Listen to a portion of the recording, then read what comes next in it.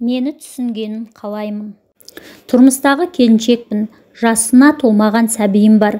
21 жасымда сөйлесіп жүрген жігіт алып қашты да, аттаған босағамда келін болып қалып қойдым. Жақын жер өзіміздің аудан ғой, ұзақ жаққа кетпегеніңе шүкір деп, үйдегілер де қуанған болатын сол кезде. Өйткені мен шалғай қалада оқитынмын. Өзім оңтүстік жақтың қызы болсам да, солтүстік жақ Көкшетау қаласында білім алып, сол жақта оқып жүргенмін. Ал күйеумен ауылға келе жатқанда танысып, содан телефон нөмірлерімізді алмасып сөйлесіп жүрген едік. Әпке-жеңгелерім мен оқуға кеткенде сол жақтан бір жігіт тауып алып, бізден алыстап кетпе деп күлуші еді. Бұйрық болса, қай жаққа болса да барасың ғой, қыз баланың тағдыры солай. Сонымен беташар өтті, қуғыншылар келіп кетті. Екі жақ құдаласып думанды тойда аяқталды.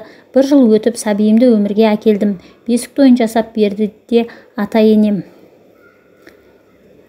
Бірақ мен үшін отбасылық өмірдің қиындығы әлі де жалғасып келе жатыр. Бір үйде 10 адам тұрамыз, солардың әрқайсының көңіліне қараймын деп шаршаймын. Өзіме көңіл бөлуге, күтім жасауға да уақыт жоқ. Ауылдың тіршілігі оған мойын бұрғызбағанымен, кей келіншектер өз-өздеріне қарап әдемі болып жүреді ғой.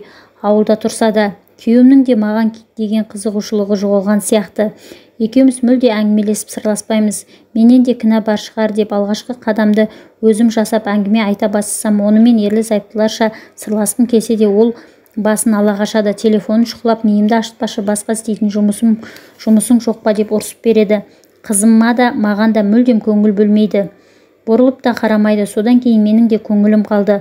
Оған ештеңе айтқым келмейді. Бала жыласа, ешқайсысы жұбатуды білмейді, қолына алмайды. Ал мен балаға қарап отырған соң үйдің шаруасын үлгере алмай қаламын.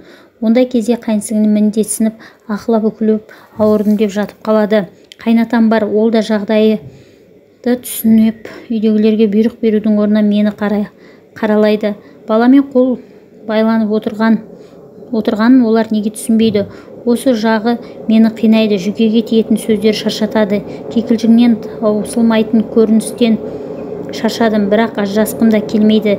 Тек мені түсінгендерін қалаймын.